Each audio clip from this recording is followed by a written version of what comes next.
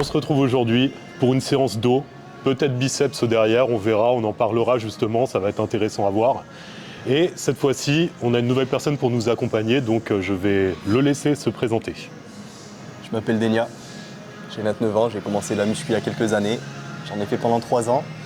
Quand j'ai commencé, je pesais 50 kg, j'ai pu monter jusqu'à 70 et je me suis arrêté entre-temps pendant 4 ans. Ce qui fait que j'ai perdu tout ce que j'avais réussi à construire comme muscle, quasiment.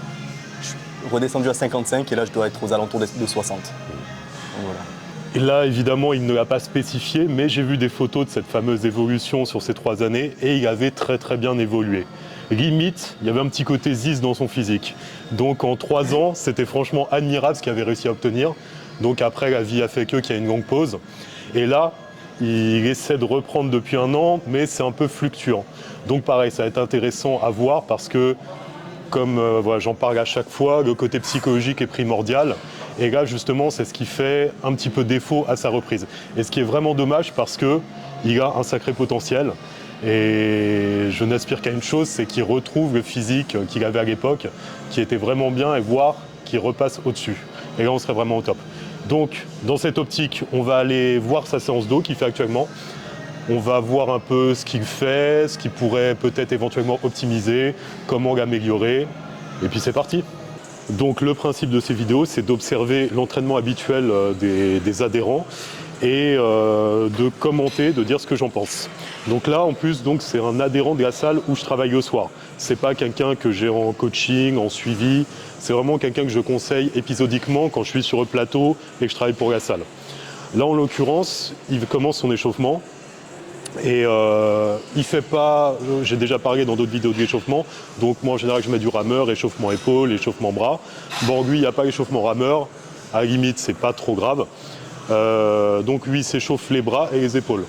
Donc on va dire que c'est pas trop mal, mais à mon avis déjà je pense que 4 kg pour un échauffement c'est un petit peu trop. C'est un petit peu trop parce que le but de l'échauffement c'est selon moi de pas du tout forcer, de juste lubrifier les articulations, de préparer le muscle.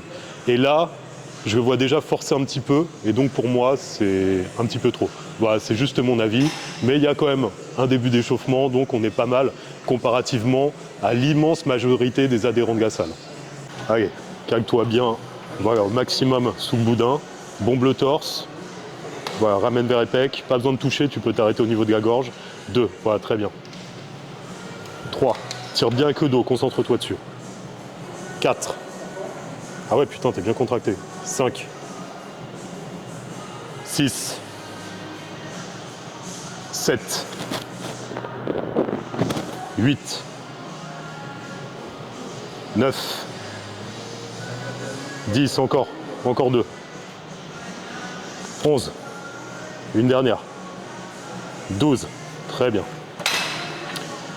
Donc voilà, une des spécificités de ce jeune homme, c'est que là par exemple il me disait qu'il partait sur 5 séries de 10.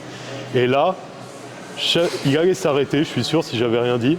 Et comme on pouvait le voir, au niveau du tempo, il était linéaire, tout allait bien, il ralentissait même pas. Donc pourquoi s'arrêter à 10? Il pouvait en faire 2 de plus, il pouvait même en faire encore derrière, mais ça l'aurait cramé pour les séries suivantes. Donc c'est toujours un équilibre à trouver entre s'arrêter trop tôt, s'arrêter trop tard. Et là, ouais, il aurait pu monter jusqu'à 15, mais il aurait été à l'échec, et mettre à l'échec dès la première série, ce ne serait pas productif. Donc là, ce qui est intéressant, c'est juste de le pousser un peu plus loin par rapport à ce qu'il fait habituellement, mais sans non plus le cramer tout de suite, d'entrée de jeu. Donc là, pour une première série, on est très bien, on est dans un bon équilibre. Donc on va voir pour les suivantes ce qu'il nous réserve et ce que je vais lui ajouter. Donc tu te concentres sur ce que j'ai dit, l'amorce du mouvement, tu tires avec le dos. Tu vois, les épaules elles vont vers le bas, et tu tires vraiment, tu essaies de désactiver au maximum les bras et de tirer juste avec le dos. Voilà, bombe bien le torse et tu te concentres sur cette zone. Tu vois, là, l'amorce du mouvement, ça se passe ici. Allez, encore une. Voilà. Une dernière. Très bien. Donc bon, là, vu que je parlais, j'ai pas compté les reps parce que je suis très monotage. T'en as fait combien? Et on a fait 10, ouais. On a fait 2. D'accord. Donc là, justement, on a diminué. Là, on est sur la 3e série. La première, on a fait 12, après on a fait 10, on a fait 10. Pourquoi? Parce que j'ai vu dès la seconde qu'il commençait à être limité par ses biceps. En gros, il tirait pas que, mais majoritairement avec les bras. Et donc, je préfère qu'il fasse moins de reps, mais qu'il se concentre vraiment bien sur le fait de tirer avec le dos, plutôt que de faire tout le travail avec les bras. C'est le gros problème des séances dos d'une manière générale, encore plus sur les tirages horizontaux qu'on verra tout à l'heure. Mais d'une manière générale, on a ce réflexe de tout faire au biceps et de ne pas engager l'épaule.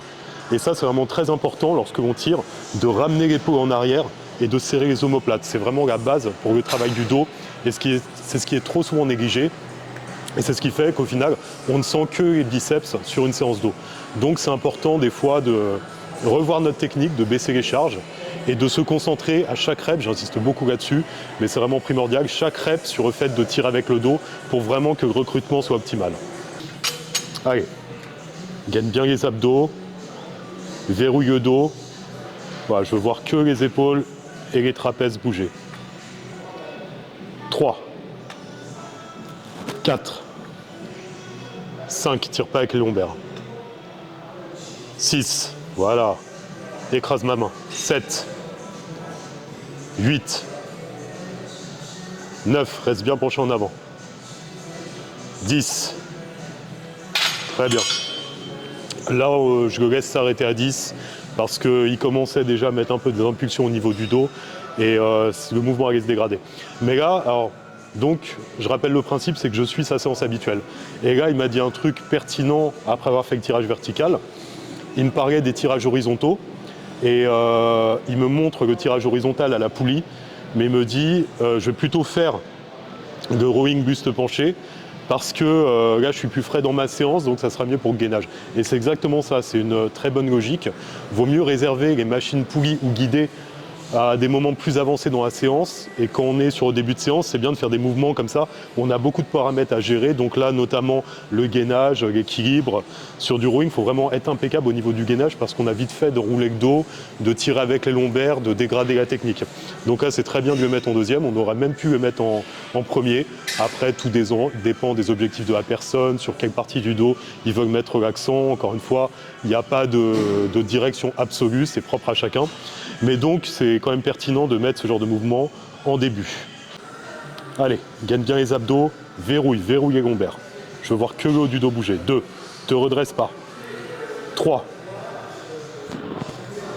4, 5, très bien. Allez, arrache-moi ça. 6, 7, lâche pas. 8, il y en a encore, voilà, mets un peu de rythme. 9, 10, très bien. 11, encore. Allez, une dernière, lâche pas. 12, très bien. 13, nickel. Alors là, c'était très intéressant ce qu'on a vu. Voilà une approche qui peut être bien. Alors encore une fois, il a expliqué un peu son parcours.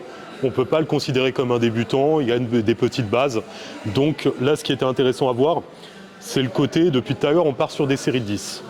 Mais déjà, on a diminué le poids. Parce qu'avec les ajustements techniques, le fait que je lui dise qu'il faudrait qu'il se penche un peu plus et qu'il engage moins les lombaires, bah fatalement on a baissé le poids pour bien faire l'exercice. Mais donc là, ce qui était intéressant, c'est qu'il a été jusqu'au 10 reps en restant propre. Après, il sentait qu'il pouvait en faire un peu plus et il a dégradé un peu la technique, mais un tout petit peu. Il était bien penché, il a juste mis un peu plus d'élan, un peu plus de tempo, et du coup il a rajouté 3 reps, il a progressé, et ça c'est productif, ça c'est intéressant à faire. Là on est sur ces dernières reps, évidemment dès la première série ça n'aurait pas été intéressant, mais là sur l'avant-dernière série, il en reste encore une, on a diminué le poids, c'est une bonne approche pour être dans une optique de progression, et surtout, comme j'ai dit dans l'intro, c'est une personne qui a tendance à rester dans sa zone de connaissance et qui ne se fait pas violence lors de ces séries. Et là, bah justement, c'est une première approche. Je pense qu'en temps normal, il serait arrêté à 10. Et là, vu qu'il était poussé, il a été en chercher plus. Et ça passe sans qu'il dégrade trop la technique, donc nickel. Et ça, c'est un outil dont il pourra se servir par la suite dans sa progression pour retrouver son niveau d'antan et que je puisse l'appeler ouvertement le petit Ziz français. Parce que son petit niveau, il avait une belle ligne en fait. Il avait un beau volume propre. Évidemment pas dans les mêmes proportions que Ziz, on n'est pas dans le même monde non plus, mais il avait un beau physique athlétique, vraiment. Donc j'ai hâte de le voir revenir avec cette condition, et c'est l'objectif. Donc il faut Maintenant qu'il est passé en vidéo, que vous l'avez découvert, maintenant, il faut lui mettre la pression, il faut le chauffer systématiquement. Allez, on y retourne. 1, 2, monte plus avec le coude. 3, 9, 10. Pourquoi? On y reviendra. Le dos, redresse. Voilà, prends bien le temps de t'installer. 3, puis le coude. 9, 10. Bon, là globalement on était pas mal. On était pas mal, si ce n'est, comme je l'ai repris, toujours prendre du temps quand on se place. Ça c'est une chose pareil qui est très souvent négligée, parce qu'on n'est pas concentré sur ce qu'on fait, on est en train de discuter entre nos séries, on était sur le téléphone, et on va faire notre série, et on ne pense plus à tous les points importants sur lesquels se concentrer. Et donc là, autant sur le premier côté il était bien calé, il était bien gainé, le dos était droit, autant quand il a changé de côté, il est parti limite bas du dos rond. Donc c'est important, même s'il veut mettre de l'intensité en enchaînant les deux côtés, de prendre un petit temps pour bien ajuster sa position. Bien se caler, on redresse le dos, on bombe le torse, et là après on envoie. Après au niveau de l'amplitude, c'est mieux comme ça, il était bien, il étirait bien en descendant. Après ça manquait un petit peu de montée au niveau du coude. Après il a pris une bonne charge aussi, donc c'est pas étonnant. Et là, sur la première série, quand il a fait le premier côté, il s'est arrêté à 10 et j'ai failli lui dire quelque chose, mais au final, autant il avait du jus sur le premier côté, il aurait pu en faire plus, autant de l'autre côté, il était à l'échec sur la 10e. Après, il aurait dû trop dégrader la technique. Donc là, au final, il a eu raison, on reste sur de la série de 10, sur des séries de 10, et ça devrait être pas mal comme ça. Même je pense qu'ils vont en faire de moins en moins au fur et à mesure des séries, mais c'est pas grave.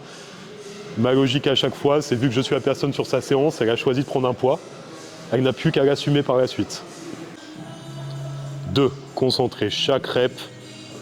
3, le dos qui tire. 4, le bras il fait qu'accompagner, c'est un crochet. 5, avec le dos, amorce du mouvement, c'est pas grave. Allez, encore une. Voilà, c'est le dos qui a été la chercher, c'est ce qui compte. Donc là, on a ajusté sur cette série les temps de repos, ce qu'on fait. On prend 1 minute entre chaque côté et on fait en boucle. On ne fait pas un côté, l'autre côté, on prend notre temps de repos. Là, on le fait de façon linéaire.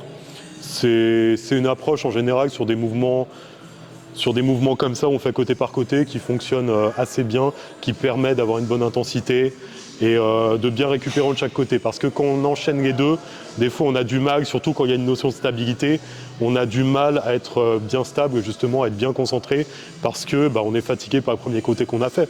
Donc le fait de mettre comme ça le temps de repos entre chaque côté, mais de manière linéaire, ça peut être une bonne approche pour améliorer vos séances quand vous faites ce type d'exercice. Allez, lâche pas, te décourage pas, tu peux le faire. 9, très bien, voilà, encore une. 10, très bien.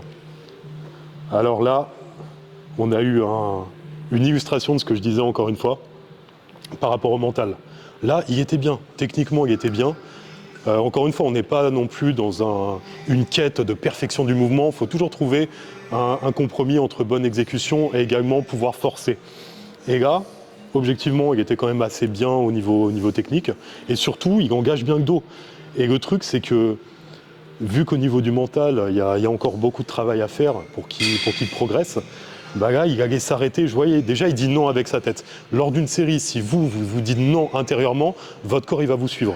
Donc déjà, vous vous tirez une balle dans le pied. Et là, le fait que je le reprenne, tu continue, c'est bon, ça va passer, ça a passé.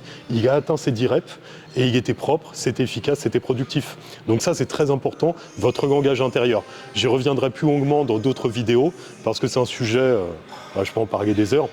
Mais encore une fois, votre corps va dans la direction que vous lui indiquez. Donc pendant votre série, il faut vraiment être confiant, vous engagez pleinement, vous concentrez à chaque rep, et vous dire que vous pouvez aller plus loin que ce que vous avez fait la dernière fois. Vous pouvez toujours. C'est juste une histoire de concentration, reprendre votre esprit en main et aller au bout des choses. Allez, bien gainer, oublie jamais le gainage. 1, très bien le blocage. 2, voilà, bien concentré sur les sensations. 3, Allez, que le dos, concentre-toi dessus. 10, perds pas le fil. 11, très bien, serre fort. 12, voilà. Tu vois, il y en a encore. 13, nickel, facile. 14. Allez. 15. 16, voilà. 17. 18. 19. Et 20. Très bien. Donc là, il y a eu plusieurs choses intéressantes. Déjà, la prise. Je ne sais pas si vous avez remarqué, mais donc, il a les mains ouvertes par-dessus. Pourquoi? Parce que il a été à l'écoute de son corps, et ça, c'est très intéressant. Encore une fois, on est dans un monde très dogmatique. Alors peut-être qu'on en a besoin, je ne sais pas, mais on est trop fermé quand on écoute les sources d'informations qu'on a choisies. Si cette source nous dit qu'il faut le faire comme ça et pas autrement, on va rester figé là-dessus, même si on a de mauvaises sensations ou si ça ne nous correspond pas. Et là, par contre, dans son cas, il faisait l'exercice et il a remarqué que quand il avait les mains fermées, il engageait trop les bras et les triceps. Donc le fait de les ouvrir comme ça désactive sa poigne et là, il est vraiment focus sur la sensation, le fait de descendre en faisant juste une rotation comme ça et de bien contracter le dos en ramenant les épaules en arrière. Donc ça lui correspond beaucoup mieux, ça désactive les bras et donc c'est plus efficace pour lui. Donc ça, c'est une approche que j'ai tendance à toujours favoriser. Il y a des grandes lignes, il y a des façons de faire de base, mais il faut toujours être à l'écoute de notre corps, de nos sensations et adapter les mouvements en conséquence. Si sur ce genre d'exercice, vous ne ressentez que les triceps, adaptez votre prise, ouvrez les mains, peut-être tournez vos coudes, essayez de trouver un angle plus favorable à votre exécution qui fera que vous sentirez vraiment le mouvement dans les dorsaux.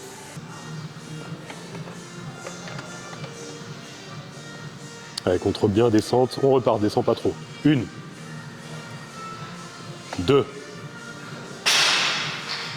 3, 7, allez, jusqu'au bout. 8, tu as choisi le poids, tu l'assumes. 9, oui. 10, il y en a encore. 11, une dernière. Va jusqu'au bout, tu n'abandonnes pas.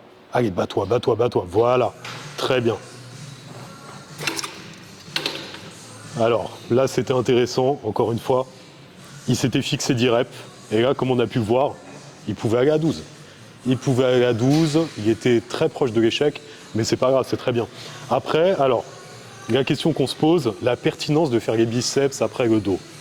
Source inépuisable de débats dans les espaces commentaires. Bon, pas chez moi parce qu'il n'y a personne, mais c'est ce qu'on peut voir pour les gens qui ont beaucoup de suivi. Qu'est-ce que j'en pense? Comme d'hab, c'est pas tout noir tout blanc, c'est propre à chacun et ça peut se faire. Ça peut se faire dans le sens où si on fait bien notre séance dos, normalement, on est capable de, alors pas de désactiver complètement, mais de ne pas trop recruter les biceps quand on fait le dos. Dans tous les cas, évidemment, ils vont intervenir, mais le but, c'est de travailler avec le dos. Donc, comme j'ai expliqué tout à l'heure, quand on tire vraiment avec le dos.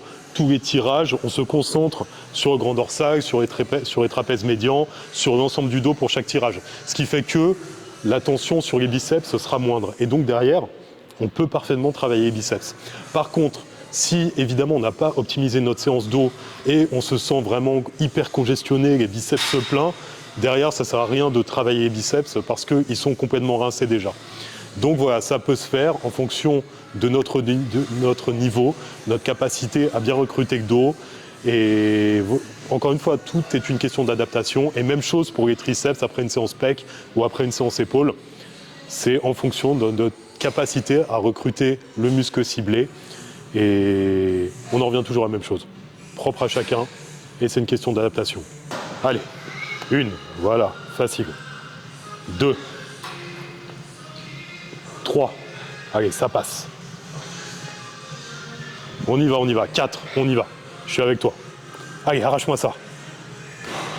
5, une dernière. Allez. Oui, lâche pas. Nickel, c'est bon. Donc voilà, il avait un peu surestimé la charge de travail, ils pensaient partir sur plusieurs séries de 10, et au final on a fait 10, 9, 6, parce que, encore une fois, ouais, qu'on n'a pas... Là, il y a des temps de repos plus courts qu'habituellement, parce que d'habitude, il y a parfois une tendance à un peu trop discuter. Et puis vu que tout le reste de la séance a été proche de l'échec, bah, fatalement ça se répercute sur la suite.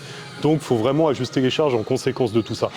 Ensuite, un point que je voulais évoquer, il y a une grosse tendance à l'heure actuelle, une de plus, à avoir peur de ce mouvement. Pourquoi ? Parce que, merci les réseaux encore et toujours, il y a trop de vidéos qui ont circulé de gens qui s'arrachent les biceps dessus. Maintenant, pourquoi à chaque fois ces gens se sont arrachés les biceps ? En fait, c'est un autre monde, encore une fois. C'est des gens qui, pour la caméra, ont voulu faire le malin. Ils ont mis 3 plaques de 10 de chaque côté, voire 4. Ils ont voulu faire de la perf sur un mouvement d'isolation. Ils sont descendus full amplitude, sans oublier, vu le physique des gens, la composante chimique derrière qui fait qu'on n'est plus vraiment à l'écoute des sensations de notre corps. Ça masque un peu tout. Bah voilà, ils ont été pleine amplitude avec une grosse charge, ils ont arraché le biceps. Maintenant, il ne faut pas psychoter sur ce mouvement parce qu'on a vu ça, parce que les données ne sont pas les mêmes. Là, il n'y a pas du tout les mêmes charges, on n'est pas dans le même monde, et également, on modère l'amplitude. Moi, en général, sur ce mouvement, c'est vrai que je conseille de s'arrêter une fois que les bras sont à peu près parallèles au sol, justement pour ne pas surétirer. Parce qu'en fonction des profils, effectivement, on va prendre des risques et ce n'est pas productif. Donc, n'ayez pas peur de ce mouvement. Il ne va rien vous arriver. Si vous ne faites pas les malins pour la caméra, on en revient toujours à la même chose. Et voilà, travaillez-le dans une amplitude contrôlée, une charge adaptée à votre force, et tout ira bien. Ça sera productif et ça vous réussira. 4, 5, 6, 7, 8, 9, 10, c'est bon. Deuxième exercice de biceps. On va en faire que 2, 3 séries de chaque. Ça suffit largement. Pareil, il faut se sortir de ce qu'on voit, encore une fois, sur Internet, même dans les sources sérieuses et tout. C'est toujours une question d'adaptation en fonction de la personne, en fonction du contexte. Il a déjà fait les bras en début de semaine, et en gros, c'est un rappel. Donc déjà, 2 exercices, 3 séries de chaque, ça suffit amplement. Ensuite, c'est propre au niveau de chacun. Inutile de mettre beaucoup d'exercices, beaucoup de séries, quand on est au final au balbutiement de notre évolution. Il y a une très belle évolution pendant 3 ans, mais là il a fait une longue pause, il est en reprise, pas besoin d'avoir un volume énorme. D'autant plus que les bras chez lui, c'est pas un point faible, donc ça suffit largement. Ça permet de conserver ce qu'il a, de le développer, et en même temps de conserver de l'énergie pour plus mettre l'accent sur sa masse globale. Là, son objectif, c'est ça, c'est reprendre du volume globalement. Et donc, inutile de perdre du temps et de l'énergie à faire 150 exercices de bras. C'est pas pertinent, comme notamment dans cette salle, je vois beaucoup de débutants mais vraiment débutants, c'est leur premier pas en salle, et qui font taquet d'exercices d'avant-bras. Pourquoi ? Commençons déjà par avoir des bras avant de penser aux avant-bras. D'autant plus que pour la majorité des gens, le simple fait de travailler les bras, même voilà, par exemple un curl marteau, ça va recruter les avant-bras également, donc ils vont se développer de manière harmonieuse. Donc inutile de perdre du temps, de l'énergie dans du détail. Concentrons-nous sur l'essentiel et adaptons les choses en fonction de notre évolution au fil du temps. Voilà, très bien. 2, 3, 4, tu vois, c'est bien, tu bouges pas tes épaules. 10, c'est bien comme ça. Donc là, on a eu un échange intéressant sur la série d'avant, parce qu'il était un peu trop dans une exigence extrême par rapport à la technique. Il était propre. Le seul truc, c'est qu'il avait tendance à avancer les coudes. C'est pas grave, sur les dernières reps, aucun problème. Au contraire, il va encore plus contracter. Donc ça peut limite être une bonne chose. Le truc que je lui ai expliqué, c'est qu'une mauvaise exécution là-dessus, ce serait quoi ? Ce qu'on voit très souvent en salle, surtout au curl biceps, c'est-à-dire un mouvement d'isolation qui devient un mouvement polyarticulaire. Ce qu'on retrouve souvent sur ces exercices, c'est le fait d'engager les jambes, ensuite de basculer le dos en arrière et au final, histoire d'être vraiment complet sur le polyarticulaire, d'avancer les coudes comme ça. Donc là, effectivement, ce serait n'importe quoi. Mais on était loin de ça, parce qu'il tirait, et il avance un peu les coudes, mais il montait pas les épaules, il tirait pas avec les trapèzes, il poussait pas sur les jambes, tout va bien. Vouloir être trop propre techniquement parlant, c'est se limiter en termes de progression également. Donc là, juste sur les dernières reps, essayer de gratter un peu plus de reps en avançant les coudes, il n'y a aucun problème. Ça lui permet de progresser, d'en faire un peu plus, et c'est parfait pour le recrutement musculaire et ses gains sur le long terme. Voilà, séance terminée. Donc on a fait dos biceps. Ce qui était intéressant sur cette séance, c'était vraiment de voir le côté, on en a beaucoup plus sous le pied que ce qu'on pense. On s'arrête trop souvent parce qu'on s'est mis une barrière dans notre tête, parce que sur notre programme, il y a marqué 10 reps, ou 12 reps, ou 15 reps, alors qu'on peut en faire beaucoup plus. Et ça, c'est vraiment une clé supplémentaire pour notre progression. C'est toujours essayer d'aller, pas à l'échec, mais au plus proche. Ah, pareil, on sort des dogmes. Dans ce sport, c'est qu'une histoire de mode. Il y a des cycles de mode. Comme dans tout, en fait. Comme dans ce qu'on voit dans notre vie de tous les jours, dans le marketing. On nous ressort toujours des trucs, mais en fait, qui viennent du passé. Sauf qu'on le remet au goût du jour. Dans la muscu, c'est exactement la même chose. En ce moment, la mode, c'est les... je ne sais même plus comment ça s'appelle. Enfin, les reps de réserve. Voilà, c'est la nouvelle mode. À l'heure actuelle, on aime bien tout mettre sous un éclairage scientifique. Et on nous trouve des programmes où on en est à 2 reps de réserve, 3 reps, mais comment on le sait ça en fait? C'est des choses quand on est vraiment avancé, et encore, des fois on pense avoir 2 reps de réserve et au final il y en a 4. Ça ne veut rien dire, c'est juste encore de l'intellectualisation des choses pour rendre ceux qui nous présentent ça indispensable à nos yeux et nous pousser à acheter leur programme ou à suivre leur contenu. Au final, la réalité est plus simple que ça. On essaie d'aller au maximum de l'effort qu'on peut fournir, sans aller à un échec complet, c'est-à-dire au maximum de l'effort, en restant connecté aux muscles qu'on veut travailler. C'est ça qui est vraiment important. C'est une des choses qui a fait que j'ai perdu plus de 10 ans dans ma pratique de musculation, c'est que j'étais trop figé sur les formats de reps. Alors après, je les ai tous essayés. C'est à l'époque, il y avait plein de programmes différents déjà, en fonction des cycles de mode. Donc sur 10 ans, j'ai eu le temps d'en essayer des modes. Il n'y a rien qui a marché. J'ai été toujours la personne dont on pensait que je débutais la muscu, sauf que ça faisait 10 ans. Donc c'était un peu pénible. C'était un petit peu pénible, et donc j'ai essayé tous les formats de reps, les formats de programme, les cycles, les périodisations, enfin tous les trucs de scientologue qu'on vous sort maintenant, ça existait déjà il y a 10 ans, 15 ans, 20 ans. Donc au final, ce qui a le plus marché, en tout cas, une des choses qui a fait que ça a mieux marché, c'est de ne plus rester figé sur des dogmes comme ça et d'envoyer en fait, de m'engager dans mes séances, de me concentrer à chaque rep sur le muscle que je veux travailler et d'aller toujours au plus proche de l'effort que je peux fournir. Donc, maintenant, j'aimerais savoir ce que tu as pensé de cette séance par rapport à ce que tu fais d'habitude. Alors honnêtement, pour moi, meilleure séance depuis que j'ai repris. Pourquoi? Parce que j'ai pu... Au niveau des chronos, des temps de repos, tout ça, j'ai pu être constant. Et je me suis rendu compte que finalement, je pouvais me surpasser. Et il faut que je sois constant maintenant, même quand je ne suis pas suivi par toi. Ouais. Il va falloir que je me surpasse mentalement. Si je suis présent, alors mon corps suivra automatiquement. Et je tenais à te remercier parce que depuis que j'ai repris, honnêtement, tu m'as redonné les clés pour pouvoir me relancer à fond. Et je me suis fixé des objectifs. Et je vais les atteindre. Je les atteindrai, c'est certain. J'espère bien. Merci à toi. Merci, ça fait plaisir. Et c'est vrai que, voilà, encore une fois, c'est pas du tout un client, c'est juste un adhérent de la salle où je travaille, mais avec qui je discute souvent parce que ça me tient à cœur d'aider les gens où, dans leur comportement, je me revois un peu finalement dans mes précédentes années de musculation. Et en l'occurrence, il a vraiment un fort potentiel. Sauf qu'il se gâche par son cerveau, en fait, par son mental, par son conditionnement, il s'auto-limite. Et de même, je parle souvent de l'importance de l'environnement, et je pense que c'est pareil dans vos salles, mais l'environnement ne tire pas vraiment vers le haut. Autour de nous, on voit quoi, globalement? Parce que ce qu'on voit sur Insta, encore une fois, c'est pas la vraie vie. Les mecs déter qui envoient sur toutes les séries, qui sont focus, qui ont des vocabulaires de guerriers. Non, dans les salles, on voit des gens sur leur téléphone, on voit des gens discuter, on voit des gens glander globalement. Pas d'intensité, on s'arrête à 10 reps, c'est ça la norme. Quelle que soit la salle, que ce soit dans la salle où je travaille ou dans d'autres salles où je vais m'entraîner, la norme c'est ça. C'est une minorité qui s'entraîne vraiment. Et le problème, c'est que fatalement, on est influencé par ça.